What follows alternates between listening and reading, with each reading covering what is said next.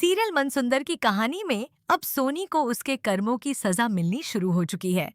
जी हाँ दोस्तों, आप लोग कहानी में देख ही रहे होंगे कि जिस अवनी का घर बचाने के लिए सोनी ने इतना बड़ा खेल खेला, उसी चक्कर में उसने नाहर और रूही की जिंदगी पूरी तरह से बर्बाद कर दी थी। उसने दोनों की खुशियों को छीन लिया और उनकी जिंदगी को मुश्किलों से भर दिया। लेकिन अब वक्त पलट चुका है। जिस अवनी के लिए सोनी ने यह सब किया था, आज उसी अवनी का घर भी टूट चुका है। हालात इतने खराब हो गए कि अवनी को जेल तक जाना पड़ा। अब दूसरी तरफ सोनी की हालत भी बिल्कुल ठीक नहीं है। वह पूरी तरह से घबराई हुई है और पागलों की तरह व्यवहार करने लगी है। उसके मन में इस समय दो बड़े गम हैं।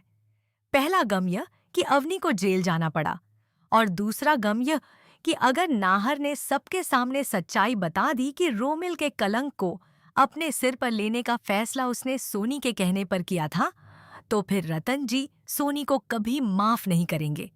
इतना ही नहीं, दादी भी सोनी को बिल्कुल नहीं छोड़ेंगी, क्योंकि दादी अब तक इस पूरी सच्चाई से अनजान थीं। आने वाली कहानी में एक और बड़ा मोड़ देखने को मिलता है। दादी गुस्से में आकर शीतल और बिटू को घर से बाहर निकालने का फैसला कर लेती है। लेकिन यहाँ नाहर का दिल इस बात को मानने को तैयार नहीं है। वह अंदर से नहीं चाहता कि शीतल और बिटू घर छोड़कर जाएं, क्योंकि सच तो ये है कि उन दोनों का इस दुनिया में ठीक से ख्याल रखने वाला कोई नहीं है। दूसरी तरफ अब कहीं न कहीं शीतल को भी अपनी गलतियों का एहसास होने लगा है।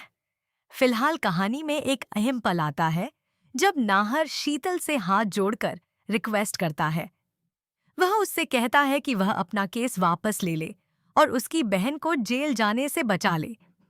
अब यहाँ सबसे दिलचस्प सवाल यही है कि क्या शीतल सच में अपना केस वापस लेगी या फिर अवनी को अपने किए की सजा भुगतनी पड़ेगी।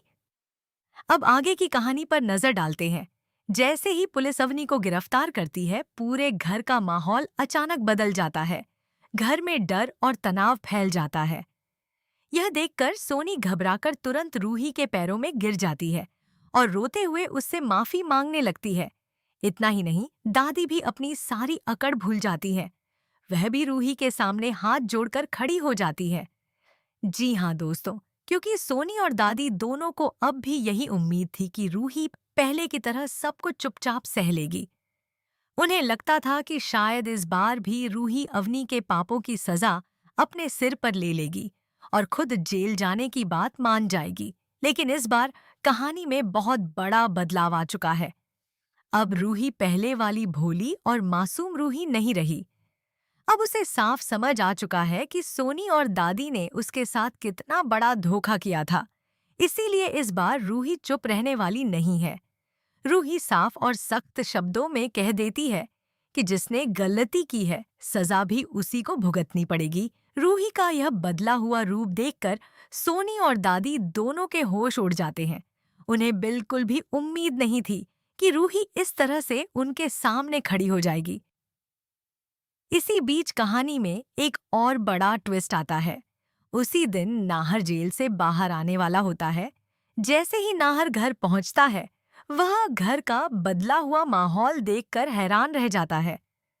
हर किसी के चेहरे पर डर और चिंता साफ दिखाई दे रही होती है। नाहर गुस्से में सबसे पूछता है, जब मैं बेगुनाह था तो यह सब हुआ कैसे? आखिर शीतल के साथ यह सब किसने किया? नाहर के इस सवाल के बाद पूरे घर में सन्नाटा छा जाता है। तभी शीतल आगे बढ़ती है और सच बताने का फैसला करती है। शीतल सीधे नाहर की आंखों में देखकर कहती है कि यह सब आपकी लाडली बहन अवनी ने किया है।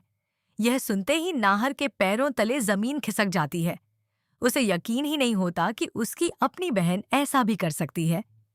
उसी समय पुलिस इंस्पेक्टर आगे आता है और अवनी के हाथों में हथकड़ी डाल देता है। वह सख्त आवाज में कहता है कि अवनी को शीतल के किडनैपिंग के आरोप में गिरफ्तार किया जाता है। यह सुनते ही पूरे घर में हड़कंप मच जाता है। नाहर तुरंत शीतल के पास जाता है। वह हाथ जोड़कर उससे कहता है कि वह अपना केस वापस ले ले और उसकी बहन को बचा ले।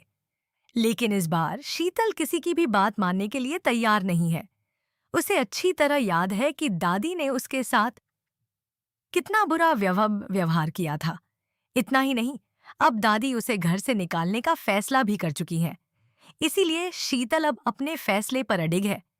उसने ठान लिया है कि वह अब पीछे नहीं हटेगी और अवनी को उसके किए की सजा जरूर मिलेगी। अब कहानी का सबसे बड़ा सवाल यही है कि क्या अवनी सच में जेल चली जाएगी या फिर आखिरी वक्त पर कहानी में कोई नया और बड़ा ट्विस्ट आएगा जो पूरी कहानी को फिर से बदल दे देगा।